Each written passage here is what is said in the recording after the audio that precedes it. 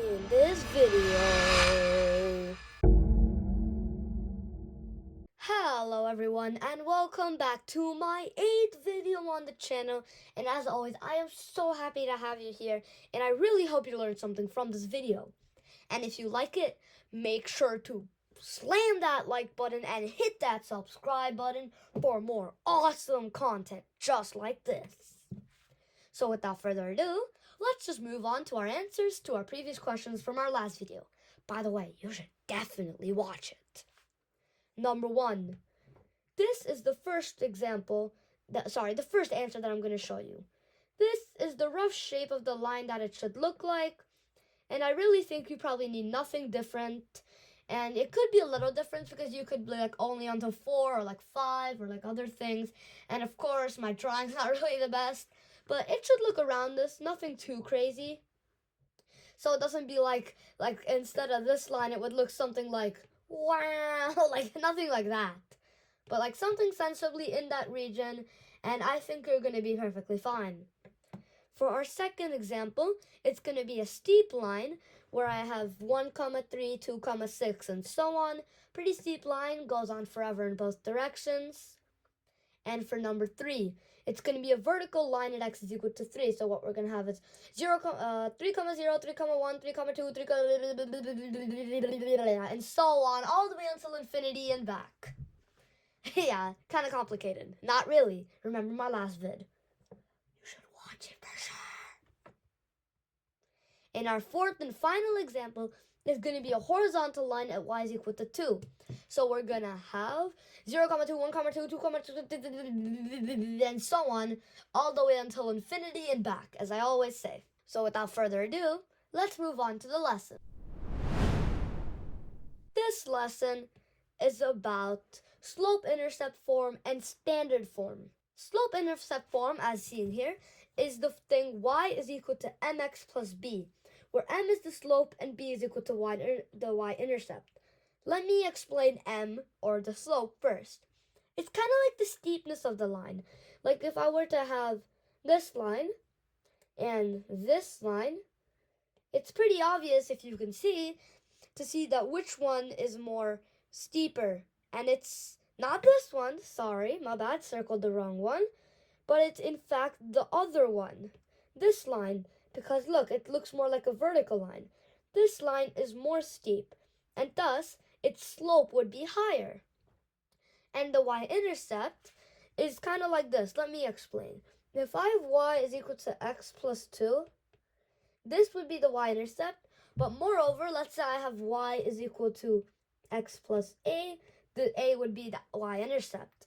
But for any equation, if I substitute x is equal to 0, and we would get the y-intercept. Trust me, this will be useful in more videos when we're solving in slope-intercept form, just in case you need to convert into any other forms and you don't really want to do anything more, and you're not gonna be like, oh, I already got the given equation. Most of the time you're not gonna get that.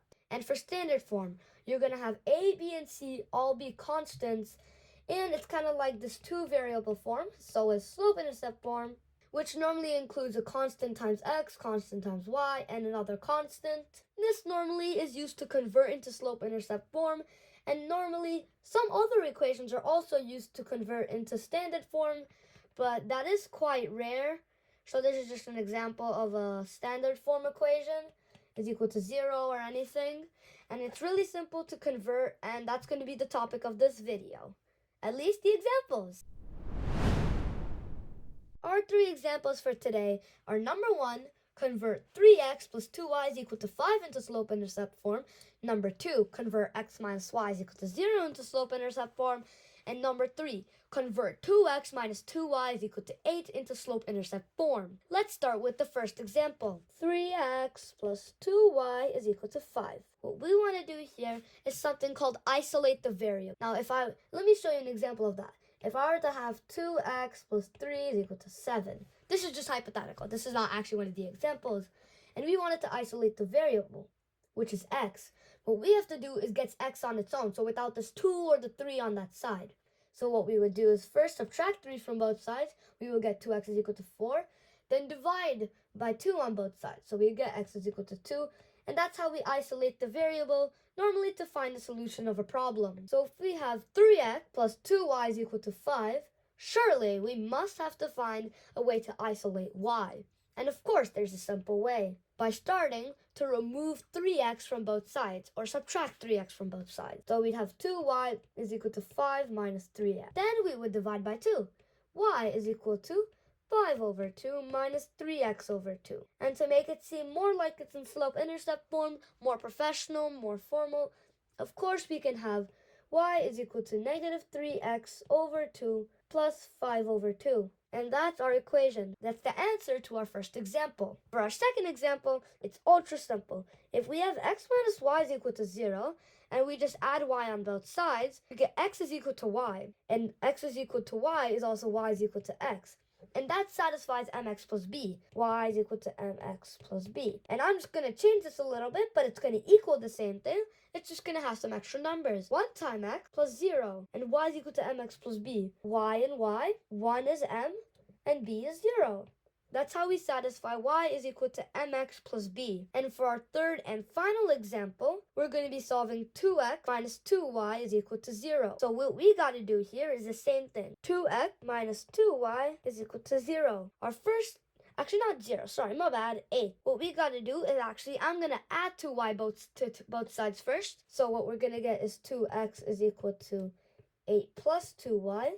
Then I'm going to subtract 8 from both sides. So I'm going to get 2y is equal to 2x minus 8.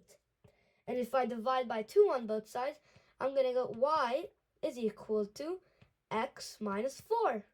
And that's our third equation in slope-intercept form. And these are the examples. And of course, none of my videos is complete without me assigning some practice problems for you to do as homework in quotation marks. You don't really have to do them, but of course, practice makes a man perfect / woman, person, whatever. So we would have practice problems, and when you solve them, you're going to have better understanding of the topic, and it's just going to be better overall. So what we're going to do is list them out. Our first example, practice problem, is convert 3y plus 2x is equal to 5 into slope-intercept form.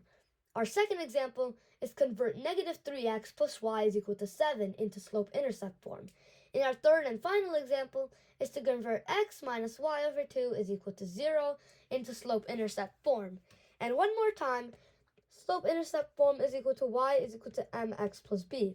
And of course, if we just have x, it's equal to 1, and if we don't have any b is equal to 0 and m is equal to 1.